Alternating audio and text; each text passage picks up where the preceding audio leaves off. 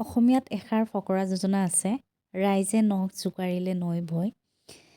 এয়া দেখিছে শংকৰদেৱ শিশু বিদ্যানিকেতন সোণাপুৰৰ অকণমানি ছাত্ৰ ছাত্ৰীসকলে সমৰ্পণ নিধি লৈ যোনে যি পাৰে তেনেধৰণে মাননি আগবঢ়াইছে।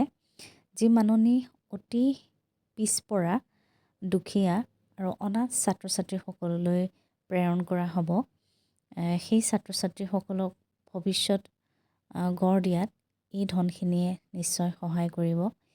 এই মানৱীয়তাবোধে এখন সমাজ সুন্দৰভাৱে পৰিচালিত কৰিব বুলি আমি ভাবিছোঁ, যিহেতু এই ছাত্ৰ ছাত্ৰীসকল ভৱিষ্যতৰ একোজন নাগৰিক। গতিকে এই মানৱীয়তাবোধৰ শিক্ষা আমি আচলতে দিব যত্ন কৰিছোঁ। দেখিছে প্ৰত্যেকগৰাকী ছাত্ৰ ছাত্ৰীয়ে খামত ভৰাই এনেদৰে যোনে যি পাৰে তেনেধৰণে আগবঢ়ায়। এইখিনিতে ক'ব লাগিব, আমাৰ এগৰাকী ক্লাছ 7ৰ ছাত্ৰী যাৰ নাম পূৰ্বী, তাই অকলেই সমৰ্পণ নিধি লৈ এনেদৰে সৰুকৈ এটা বক্স বনাই তাই সম্পৰ্কীয়বিলাকৰ পৰা 200 টকা আগবঢ়াইছে।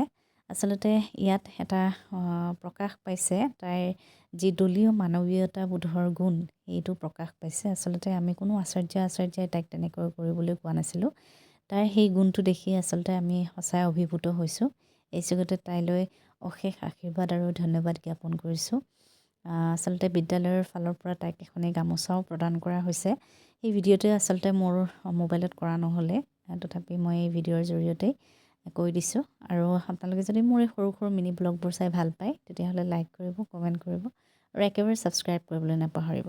ধন্যবাদ।